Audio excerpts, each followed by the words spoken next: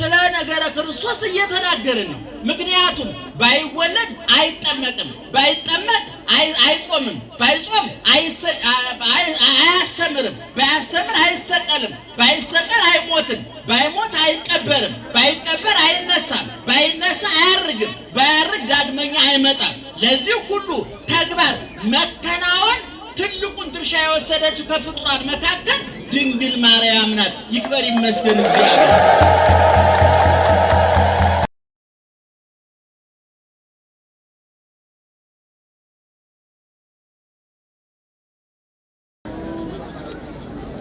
ምን ነው ለምን ይደሩ ዳሽ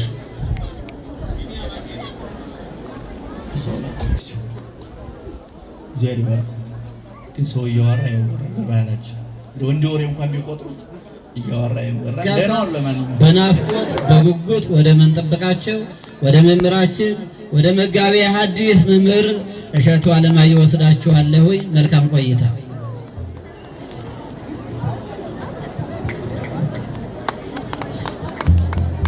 በስመ አብ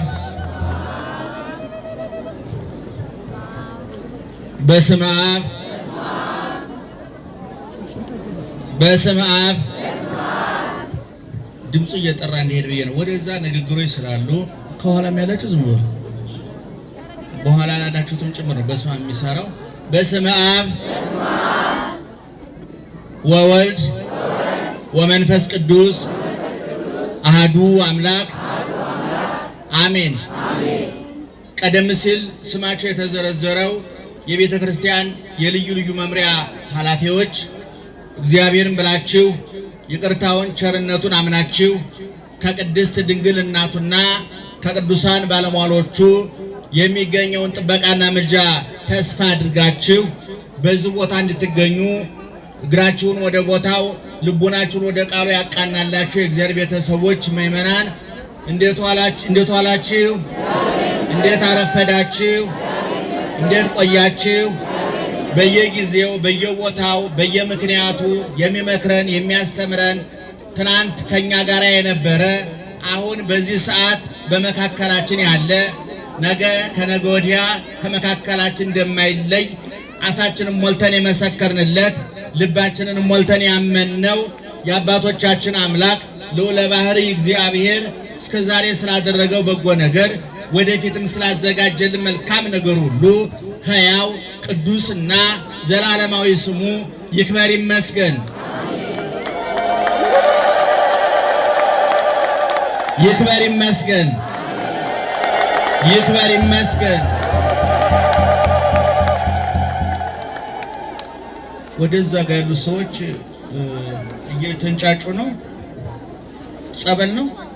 አሁን እኮ ይኸው ጸበሉ ሰዓት ነበረው። አንዳንድ ጊዜ ውስጡ ሳይጠመቅ ላይ እየተጠመቀ ሲወጣ ይይዘዋል እና ጥምቀቱ የውስጥ በቃሉ መጠመቅ የመጀመሪያው ነው። ቀጥሎ ነው ከዛ የሚሆነው እና ትንሽ የግንዛቤ እጥረት ተፈጥሯል፣ ክፍተት ተፈጥሯል።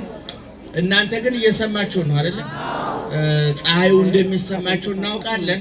ነገር ግን ከላይ ከሚወርደው ፀሐይ ይልቅ ከውስጥ የሚያቃጥለን ይበልጣልና የውስጡን ፀሐይ ማብረጃው የውስጡን ቃጠሎ ማብረጃው የውስጡን ንደት ማቀዝቀዣው ደግሞ የእግዚአብሔር ቃል ነውና እጥር ምጥን ሰብሰብ አድርገን እንነግራችኋለን። እናንተ የምትሰሙት እኛ የምንናገረው አይንሳችሁ እግዚአብሔር ጆሮአችሁን ይክፈት፣ አንደበታችንን ይፍታ።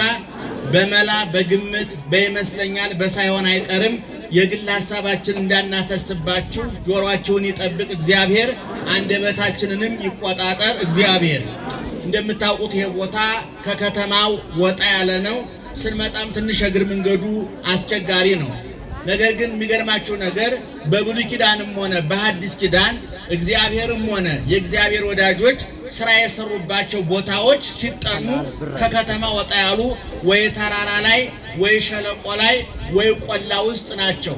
ለምሳሌ ኢትዮጵያውያን ገዳማት ስትመለከቱ ዝቋላን ብትመለከቱ ደብረ ሊባኖስም አሁን ትንሽ ከተማው እየቀረበው መጣና እንጂ ደብረ ሊባኖስም ብትመለከቱ ሌሎችም በሰሜን ያሉት እነ ማይበረ ስላሴ እነ ዋልድባን ብትመለከቱ ከከተማ ወጣ ያሉ ናቸው።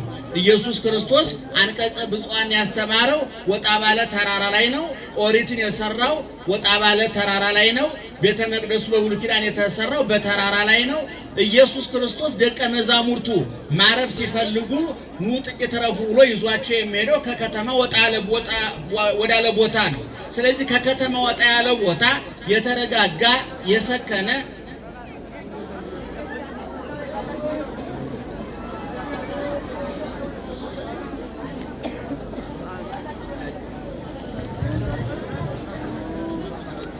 ምን ነው ለምን ይሄዳሉ ጋሽ?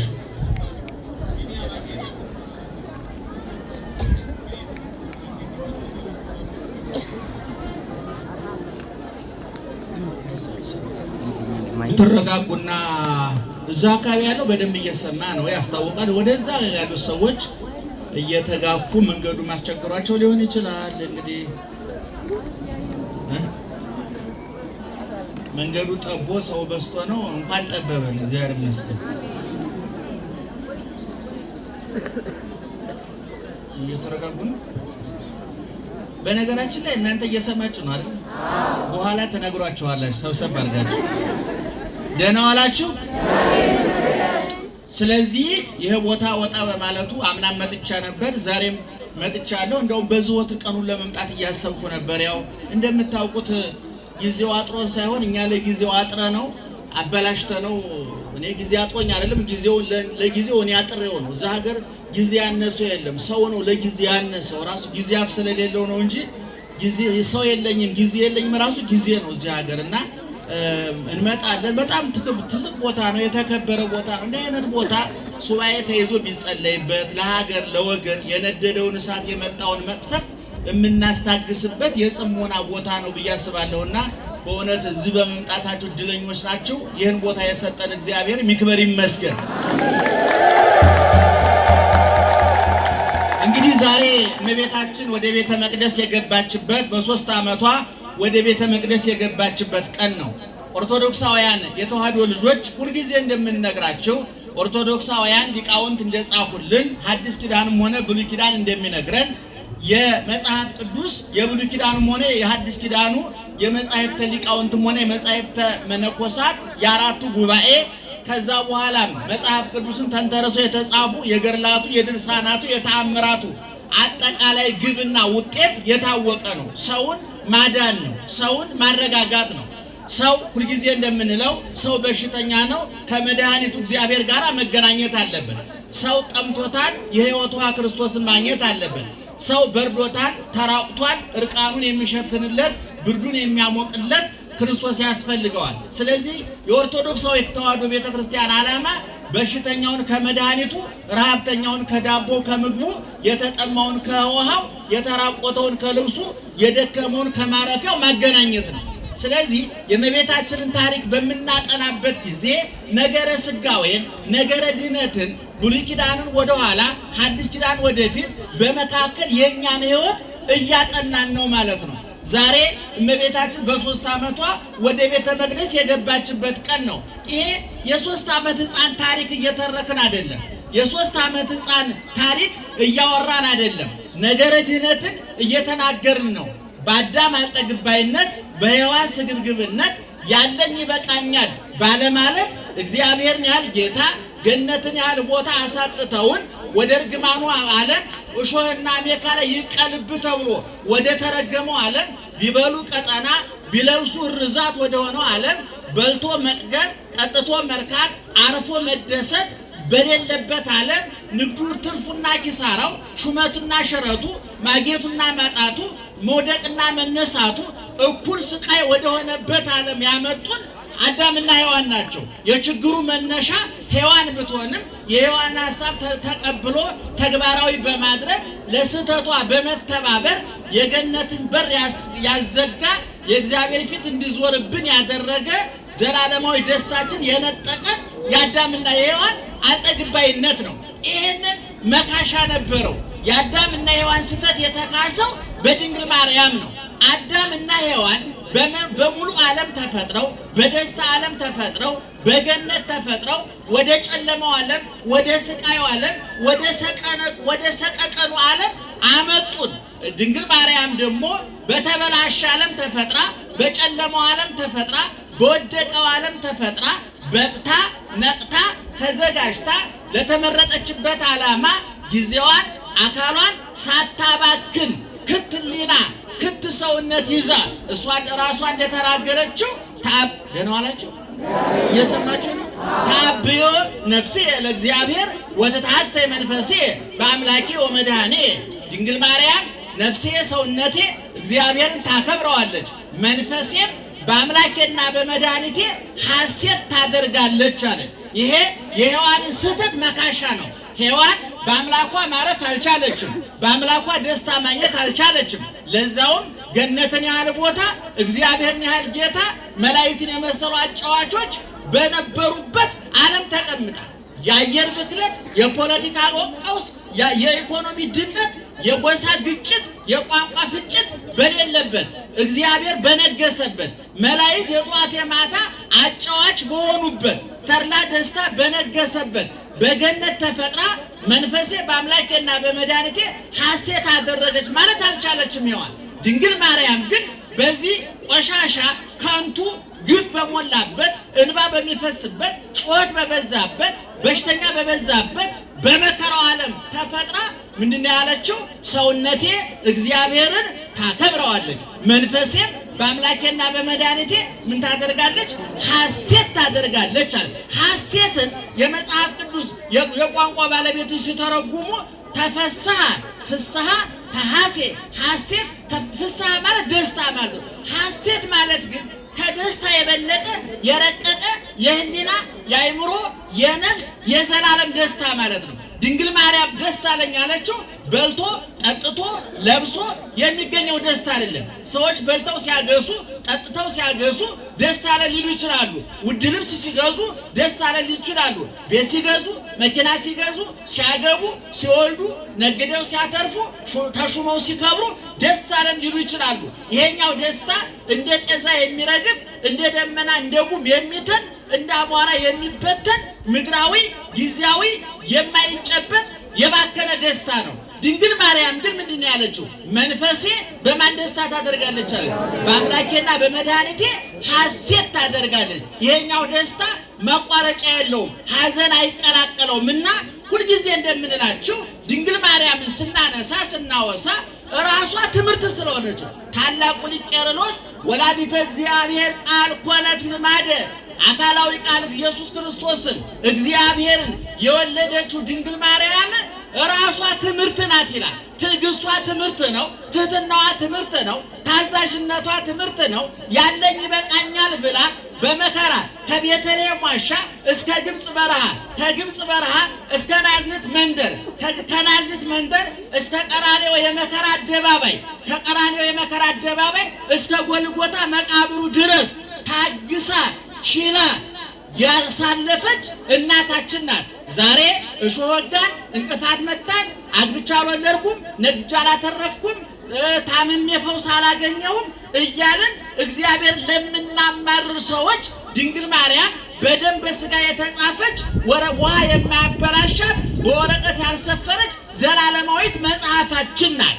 ትዕግስቷ ትምህርት ነው። ቅድም እንዳልኳችሁ እስመርየ ሕማማ ላመቱ የባሪያውን ውርደት ተመልክቷልና ነው ያለችው።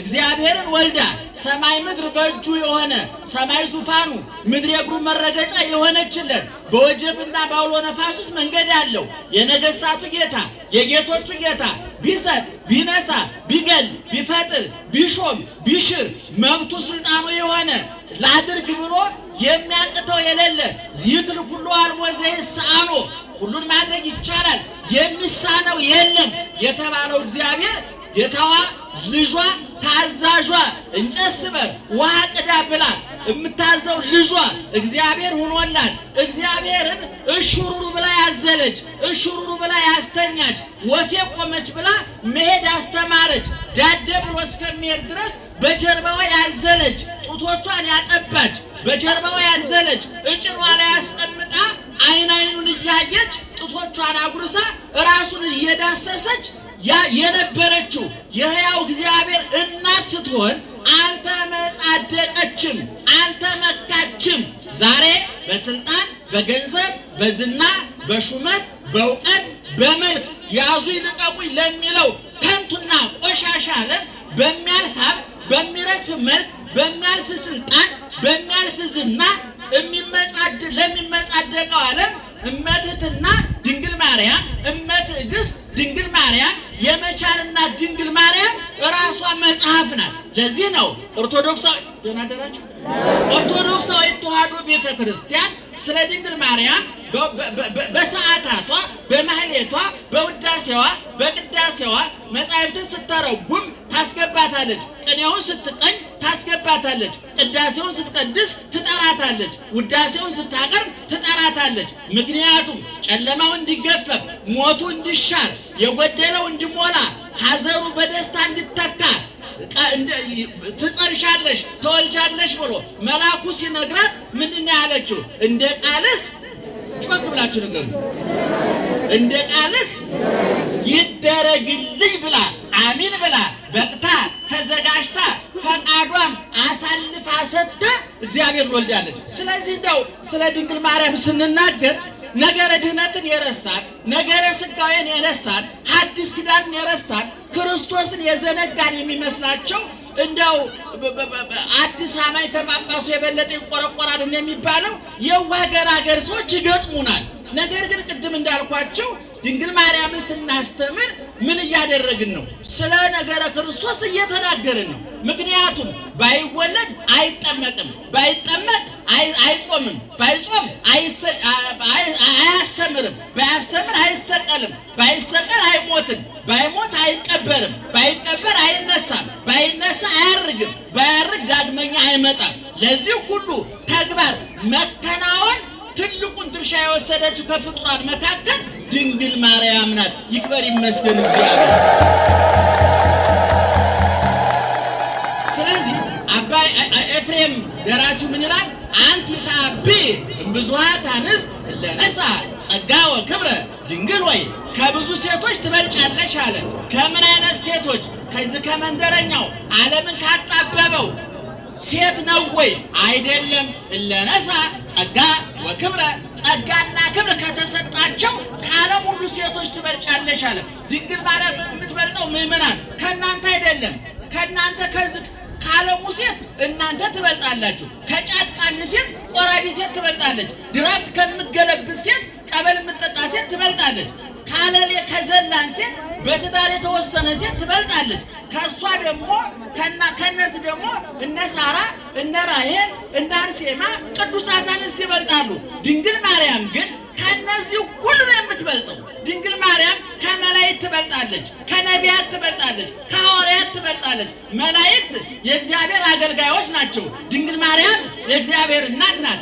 ነቢያት አግብርተ እግዚአብሔር የእግዚአብሔር ባሮች ናቸው። ድንግል ማርያም ግን እናቱ ናት። ሐዋርያት የክርስቶስ መልእክተኞች ተላላኪዎች ናቸው። እሷ ግን የክርስቶስ እናት ናት። ክርስቶስም እንደ ልጅነቱ ተላልኳታል። ይክበር ይመስገን እግዚአብሔር። ስለዚህ ዛሬ ድንግል ማርያም የስዕለት ልጅ ናት። ምእመናን እንደው በመጽሐፍ ቅዱስ ውስጥ ምእመናን ከመጽሐፍ ቅዱስ በኋላ መጽሐፍ ቅዱሱን ተንተርሰው በተጻፉ ገድላት፣ ድርሳናት፣ ተአምራትም ውስጥ የተጻፈውን ስናነብ የሚገርማቸው ብዙ ሰዎች ብዙ ጊዜ ቆይተው ይወልዳሉ። በመካንነት ቆይተው ለምሳሌ ሳራ በ90 ዓመቷ ነው የወለደችው። ይስሐቅን የመሰለ ልጅ ወለደች። ኤልሳቤጥ በ90 ዓመቷ ነው የወለደችው። ዮሐንስን የመሰለ ልጅ ወለደች። ሐና በቆይታ ነው የወለደችው። በጸሎት በእንባ ነው የወለደችው። ሳሙኤልን የመሰለ ልጅ ወለደች። እንደው በአማርኛችንም ይባላል እኮ 50 ቢወለድ 50 ነው ጉዱ። ጎበዝ ስለ ቃል ያዙ እንጂ ይሄን ወይ ሳተላይት አላመጠቀም ወይ አማርኛ አላመጠቀም ከሁለቱም ተፈናቅል እንድትሆን ወገኖቻችን ደህና ዋላችሁ። 50 ቢወለድ 50 ነው ጉዱ። ከተባረከ ይበቃል አንዱ። ያልተባረከ 15 ልጅ ከማንጋጋት የተባረከ አንድ ልጅ ይበልጣል። በመጽሐፍ ቅዱስ ቆይተው የወለዱ ሴቶች አንድ ነው የሚወልዱት። አንድ ሲወልዱ ግን ቅመም ነው፣ ለዋጭ ነው፣ ቀያሪ ነው። ዓለም የተቀየረው ቆይተው በተወለዱና ለእናት ለአባታቸው አንድ በሆኑ ሰዎች ነው።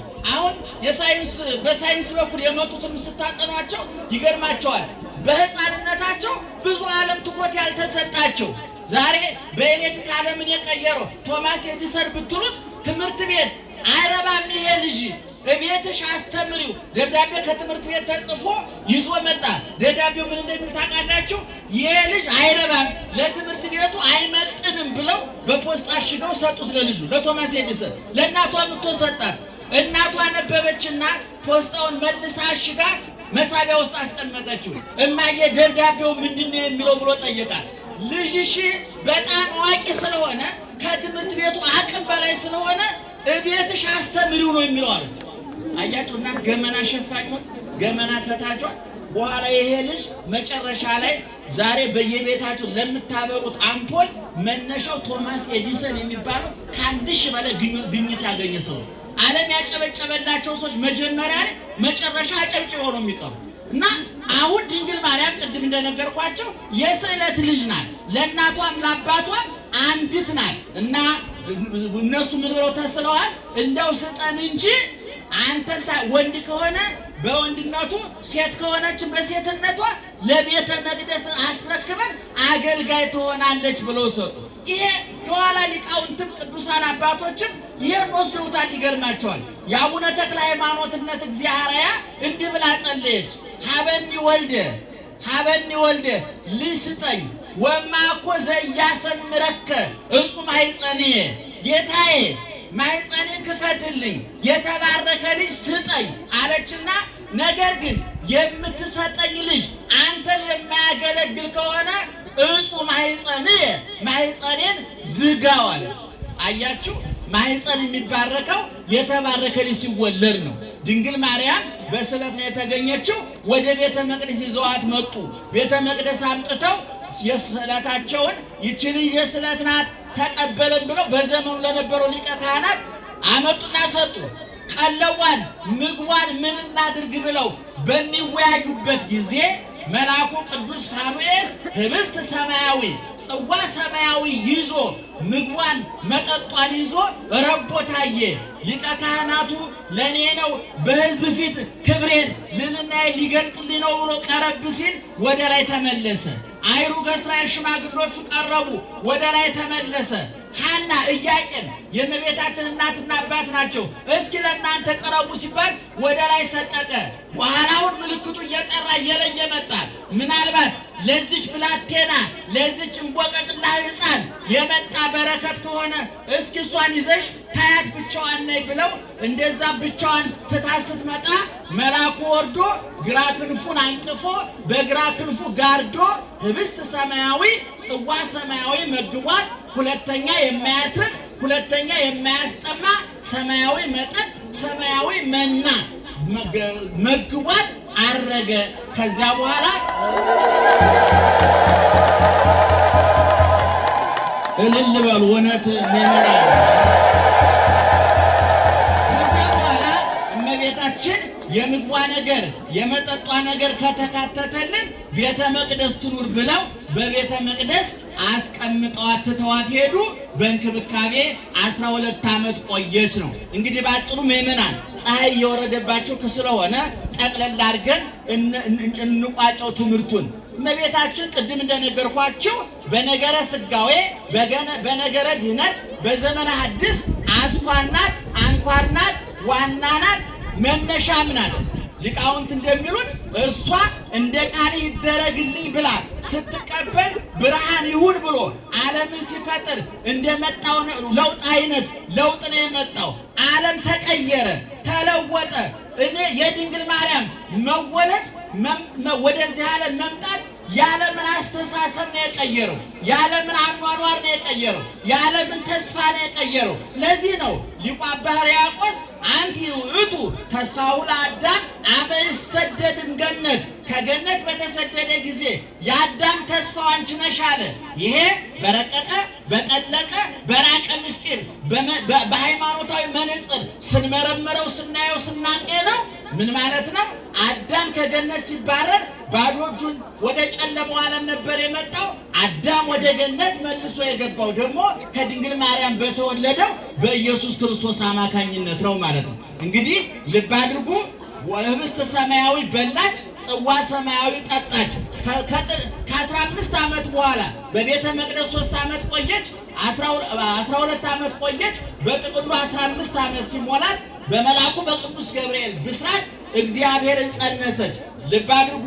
ህብስት ሰማያዊ በልታ ጽዋ ሰማያዊ ጠጥታ ለኛ ደግሞ ከሰማይ የወረደ የህይወት እንጀራ እኔ ነኝ፣ እኔ የህይወት ውሃ ነኝ፣ የተጠማ ቢኖር ወደ እኔ ይጠጣ ያለውን ክርስቶስን አስገኘችልን። ክርስቶስ ለተራበ የሚበላ ዳቦ፣ ለተጠማ የሚጠጣ ውሃ፣ ለተራቆተ ለበረደው እርቃን የሚሸፍን የነፍስን ቁርና ብርድ የሚያስወግድ ሰማያዊ ልብስ፣ ምግብ፣ መጠጥ ነው። እሷ ታዛ ተቆጥባ ተዘጋጅታ እሱን አስገኘችልን። የጥያቄዎቻችን ሁሉ መልስ ክርስቶስ ነው። የእንባችን ማበሻ ማረም ክርስቶስ ነው። የቁስላችን መፈወሻ መድኃኒት ክርስቶስ ነው። የጉድለታችን መሙያ ክርስቶስ ነው። የስብራታችን ጥግናት ክርስቶስ ነው። የነበረ ያለ የሚኖር ደህና ዋላችሁ? እየሰማችሁ ነው? በደንብ ስሙ ምእመናን። ስለዚህ ባጭሩ ከድንግል ማርያም ሕይወት ምን እንማራለን ምእመናን? አንደኛ ትዕግስት እንማራለን። የኛ ዘመን ሰው ትዕግስተኛ አይደለም ወገኖቻችን። በዚህ በመጽሐፈ በያዕቆብ መልእክት ላይ እንዲህ ተብሎ ተጽፏል። ወናሁ ናስተበጽኦሙ ለለተአገሱ ወሰማዕክሙ ትዕግሥቶ ለኢዮብ። የኢዮብን ትዕግስት ሰምታችኋልና እግዚአብሔር ልመናው እንደሰማው ሰምታችኋልና የታገሱትን ምን እንላቸዋለን አለ? ብፁዓን እንላቸዋለን አለ። ድንግል ማርያም ታጋሽ ነበረች።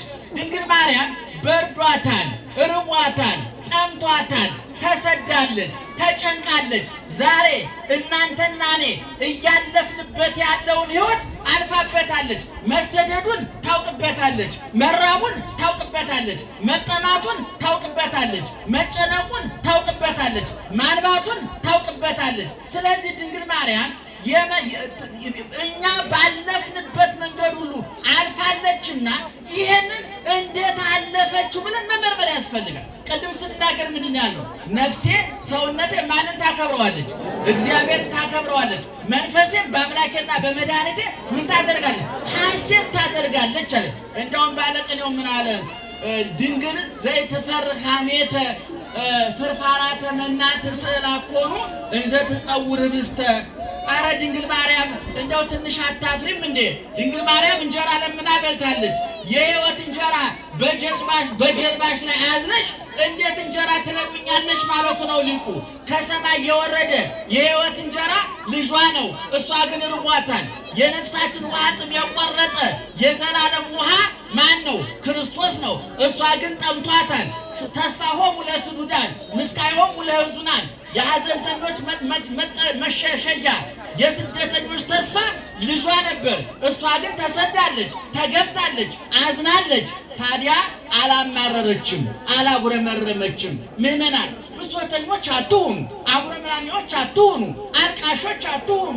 ብሶታችሁን፣ ጭንቀታችሁን ሰው አይባችሁ፣ ሰው አይስማባችሁ። በትዳራችሁ ውስጥ የሚፈጠረውን ችግር፣ በንግዳችሁ ውስጥ የሚፈጠረውን መቀዛቀዝ፣ በጎረቤታችሁ የሚፈጠረውን ጣጣና ፈንጣጣ ሰው አይስማባችሁ። ለእግዚአብሔር ንገሩት። እሷ እየራባት እየጠማት አንድም ቀን ሙሰ ተአቅብ ዘንተ ኩሎ ወተወደው ውስተ ልባ። እናቱ ግን ይህን ነገር በልቧ ምን ታደርገው ነበረ? ታስተውለው ነበር ይላል። አይኗ እንጀራ ልጇ እንጀራ እያበረከተ 5000 ሰው ሲያበላ፣ አይን ሲያበላ፣ እውር ሲያበራ፣ ለምጻም ሲያነጻ፣ ድውይ ሲፈውስ፣ ብዙ ስፍር ቁጥር የሌለው ተአምር እያደረገ ሰውን ሲያስደንቅ፣ ድንግል ማርያም ግን ሙዳየ ምስጢር መዝገበ ምስጢር፣ ድንግል ማርያም ግን አትቀባጥርም፣ አትለፈልፍም ነበር። ምእመናን አሁን የእናንተ ልጆች እንደው አያርጉትም እንጂ እንደው አንድ አይን ቢያበሩ ሰው ታስቀምጣላችሁ። እንደው በእውነት የኢትዮጵያ ሲኤንኤን አይቀራችሁ፣ ቢቢሲ አይቀራችሁ። እንኳን አይን አብርቶ ሩጦ አሸነፈ ብላ ያዙ ሊቀቁ ብላችሁ የለ እንዴ? ድንግል ማርያም ግን ልጇ ያን ሁሉ ተአምር እያደረገ በልቧ ትጠብቀው ነበር፣ ታስተውለው ነበር ይላል። እኔ ሁል ጊዜ እላለሁ፣ እኔ እግዚአብሔርና ድንግል ማርያም ብቻ የሚያውቁት እኛ የማናውቀው ሐዋርያት ያልደረሱበት መላእክትም ያልደረሱበት ነቢያትም ያልመረመሩት የተደረገ ድንቅ ተአምር አለ። 9 ወር ከ5 ቀን ሰውነቷን ቤተ መንግስት ማህፀኗን ዙፋን አድርጎ እግዚአብሔር ነገሰ። 9 ወር ከ5 ቀን እግዚአብሔር ዓለምን ያስተዳድር ይቆጣጠር የነበረው ከድንግል ማርያም ማህፀን በተመሰረተ አዲስ ማዕከላዊ ማዘዣ መካከል ነው። ይሄን ማመን ያስፈልጋል ምእመናን። ምክንያቱም ሰማይ ዙፋኑ ምድር የእግሩ መረገጫ የሆነለት ማን ነው? እግዚአብሔር ነው። አሁን በድንግል ማርያም ማህፀን ያለው ማን ነው? እግዚአብሔር ነው። ስለዚህ 9 ወር ከ5 ቀን በማህፀኗ ድንግል ታጸንን ርሳ መንገለ ከርሳ ወታጸም ቅዳሴ መላእክት በውስቴታ ድንግል ማርያም በማህፀኗ መላእክት ሲዘምሩ ትሰማ ነበረ። ምክንያቱም ለምሳሌ እዛ አካባቢ ጠቅላይ ሚኒስትሩ ቢመጡ አካባቢው ምን ያጥለቀልቀዋል? አትፍሩ፣ አይዟችሁ። የእናንተ ፖለቲካ መስሏችሁ እኮ ነው። ምን ያጥለቀልቀዋል? ፖሊሱ ደህንነቱ ያጥለቀልቀው። አሁን እኛ እኮ ያላጥለቀለቀው እኛ ስልጣን የለንም፣ በሰላም ለጥ ብለን ማደር እንችላለን። ታላቁ ሊቅ ዮሐንስ አፈወርቅ ሰውን እረፍት የሚነሱት 2 ነገር ናቸው ብሏል። ሀብትና ስልጣን ነው። አሁን ድሃ አስፋልት ላይ ተኝቶ ማደር አይችልም፣ ሰው አያስተኛው። ድሃ ለጥ ብሎ ሲያንኮራፋ ያድራል። ተራ ሰው እንደ ልቡ ነው። እና አሁን ጠቅላይ ሚኒስትሩ እዛ አካባቢ ይመጡ ይህን አካባቢ ፖሊሶች ያጥለቀልቁታል አይደለም? የሰማዩ የምድሩ ንጉስ የጌቶቹ ጌታ የነገስታቱ ንጉስ በድንግል ማርያም ማህፀን ሲያድር ማህፀኗን መላእክት አጥለቅልቀውታል። ምእመናን የንጉስ ሞተስ በሉቃስ ወንጌል ምዕራፍ 3 ከቁጥር 8 ጀምሮ 2 ከቁጥር 8 ጀምሮ ስታነቡ ኢየሱስ ክርስቶስ በበረት ሲወለድ ወግብተ መጹ ብዙኃን ወምስለ ውእቱ መልአክ ግብተ መጹ ብዙኃን አራ ሰማይ ከመላኩ ጋራ ብዙ የሰማይ ሰራዊት መጥተው ቆሻሻውን የሚከረፋውን ከብቶች የሚያድሩበትን በረት አጥለቀለቁት አለ። በበረቱ ውስጥ ማን ተገኘ? ወርቅ ተገኘ፣ ዕንቁ ተገኘ። የዘላለም ሕይወት እንጀራ በበረት ተጋገረ። የዘላለም ሕይወት ውሃ ከበረት መነጨ። የዓለም ርኩሰትን የሚያስወግደው ቅድስና በቆሻሻው በረት ተወለደ። በጠባቡ በረት ተወልዶ ሰፊውን ዓለም አዳነ። በቆሻሻው በረት ተወልዶ እኛን አነጻን። ስለዚህ ለድንግል ማርያም የምንማረው ትዕግስት ነው። ዛሬ በትዳር ያላችሁ እናቶቻችን፣ እህቶቻችን ከባሎቻችሁ ጋር ትዕግስት አላችሁ ወይ? የምትነግዱ ሰዎች ትዕግስት አላችሁ ወይ? ኪሳራውን ትቋቋሙታላችሁ ወይ? የሚደረገውን አንዳንድ ተጽዕኖ በትዕግስት ትቀበላላችሁ ወይ? በተለያየ በቢሮ ያላችሁ ባለስልጣኖች በእውነቱ ባለ ጉዳያችሁን በትዕግስት ታስተናግዳላችሁ ወይ?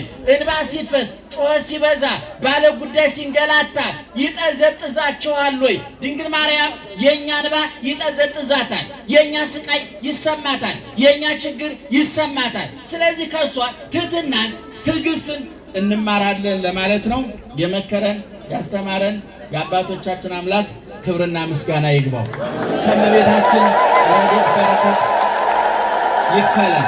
በዚህ አጋጣሚ እንዲያው ፍቅርን ማጽናት አለባችሁ ምእመናን፣ መግባባትን ማጽናት አለባችሁ ምእመናን። ክርስትና አጥር ቅጥር የለውም። ክርስትና ወንዝ ተራራ የለውም። ክርስትና ድንበር የለውም። ክርስትና ቀለም የለውም። ክርስትና ዘር የለውም። ክርስትና ኢየሩሳሌም ተመስርቶ ወደ መላው ዓለም ሲፈስ ሰው ፍለጋ እንጂ ማንንም ፍለጋ አይደለም። ሰውየው ማን ነው? ነጭ ነው? ጥቁር ነው? ሀብታም ነው? ድሃ ነው? ያን ቋንቋ ይናገራል? የዚህ ብሔር አባል ነው? እንዲህ አይነት ስልጣን አለው የሚል በክርስቶስ መመዘኛ የለም። ሰው የሆነ ያመነ ንስሐ የገባ ወደ ወገኖቹ መጣ፣ ወገኖቹ አልተቀበሉትም። ለተቀበሉት በስሙ ላመኑት ግን የእግዚአብሔር ልጆች የሆኑ ዘንድ ምን ሰጣቸው? ስልጣን ሰጣቸው ነው የሚለውና እንግዲህ ሰው ላይ እግዚአብሔር ይባርካት። ግን ሰው እያወራ ይወራ በባህላችን እንደ ወሬ እንኳን ቢቆጥሩት እያወራ ይወራ። ደህና ዋሉ። ለማንኛውም